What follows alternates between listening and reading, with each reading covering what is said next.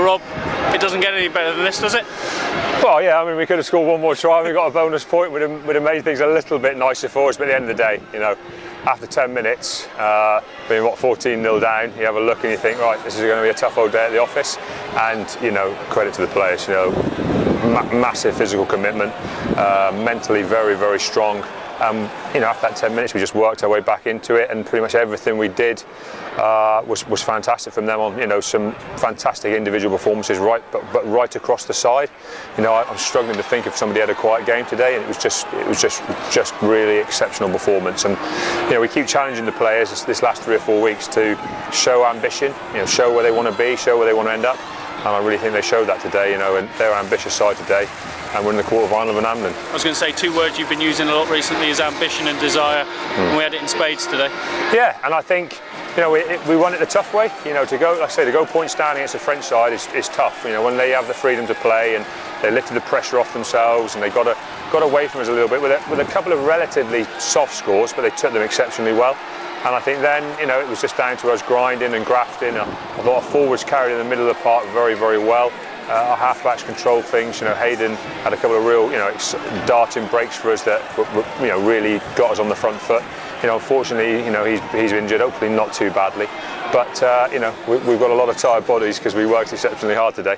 What does it mean to the club, though, to reach this stage of a competition? It's another step on the journey, I suppose. Yeah, and I just said to the players, you know, we talked about making history when we got promoted, and that these are the boys writing the history for the club in the Premiership. And I've just said, you know, you've written another little page today.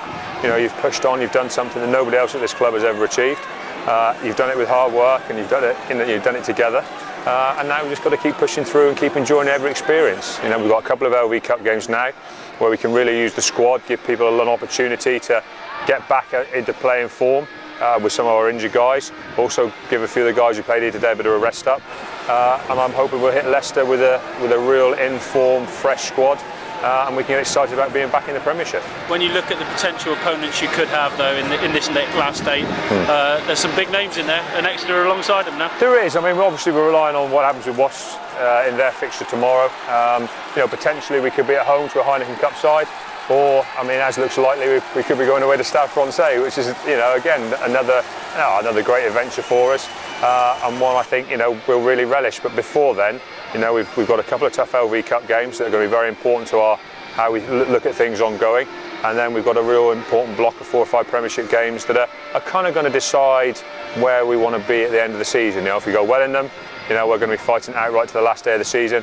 If they don't go so well, you know, we're going to have to be working hard at the end of the season to do better than we did last year. After that first 10 minutes, the best laid plans almost went out the window, did they? Or? Well, we hadn't done so much wrong. We probably overplayed a little bit in our half, which meant a couple of turnovers hurt us. We probably kicked a little bit more and got ourselves into the game territorially after that.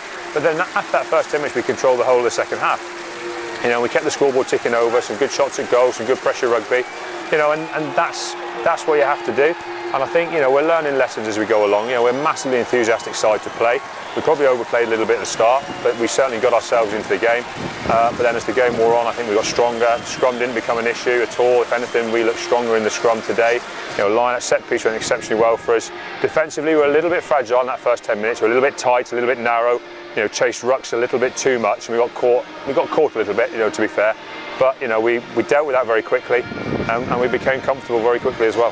Finally, the 16th man, the fans today, nearly 8,000 people in here. Yeah. It was pretty special as well. I think they've had a fantastic day. You know, what can you do? You know, you turn up at Sandy Park, you watch a massively full-blooded European encounter against Perpignan, one of the giants of Europe, and we're through to a quarter-final. You know, I hope things work so we can have a home quarter-final. I'd love to play in front of these people again.